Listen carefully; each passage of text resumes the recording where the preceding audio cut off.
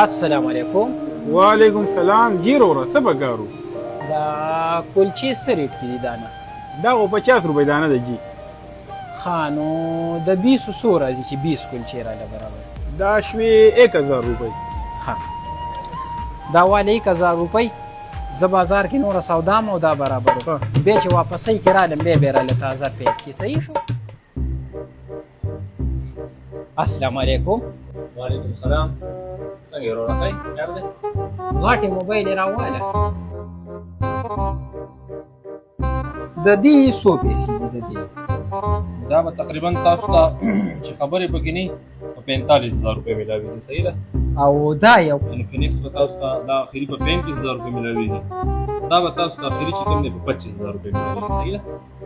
په 25 باندې او وارنټي خو پکې شته که نه؟ د دې نه څه ریټ کې را څه ګزاره وکړه. دا جي پکس ریټونه دې کې دومره څه نه پاتېږي که نه جي؟ څه ګزاره را سره پکې ډېره وکړه. تاسو مېلمانه یې ګینې د دې خو مونږ چې کوم فکس ریټ یې بس هغه ریټ یې دی پوه شوې. خو دا تاسو 23000 روپۍ راکړئ ښه. 23 خبره دې صحیح ده ټیک ته موبایل یې ګران یم دي خو زه وایم یو 20000 روپۍ به درته درکړم ګزاره را سره وکړئ ما نه پکې مه ګټئ. نو 20 کې زمونږ بیخي مزدوري نشته که نه په مونږ له 70 روپیو ته رسېږي یار. امیر صاحب بس یاره که په 20 پورې کېږي خو صحیح ده ګینې ما سم دونه څه نشته. 20 دې شو مړه دا اوس مېلمه یې تشتې نه شو دی. دا راله پیک که بس ګوتې کې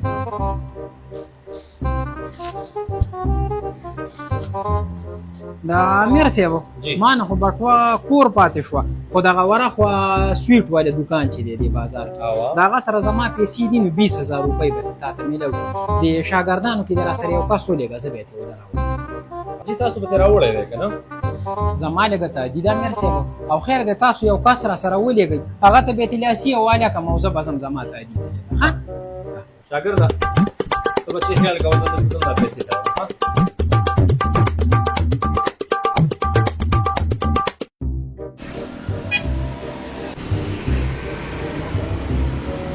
دوکانداره دلې هغه شل ورکړه ښه.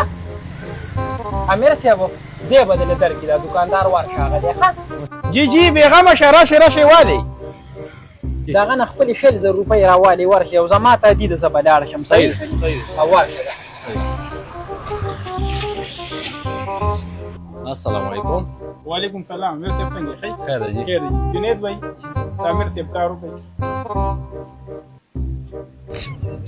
دوکاندار ما تل ته دوکان کې ګڼه زما دا کار لږ مخکې که ښه. ستاسو کار کې دا دی لګیا دی جی. حتی دې وکړه شابه. جنید بھائی ته امیر صاحب دا والي جی. دا څه دي وروره؟ دا هغه ملګري دلته یو شل کلچې پرېښې وې اواز یې وکړو د امیر صاحب ته بیا حواله کوي. شل کلچې نه دي الله دې وبخښه 20000 روپۍ دي موبایل مې وله ورکړو.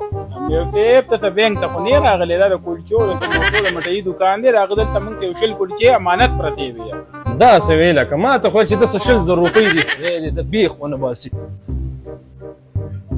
و دی د بیخ ته دې داسې ګڼ کپان وباسي دا د کوم وخت ګڼ کپان دي.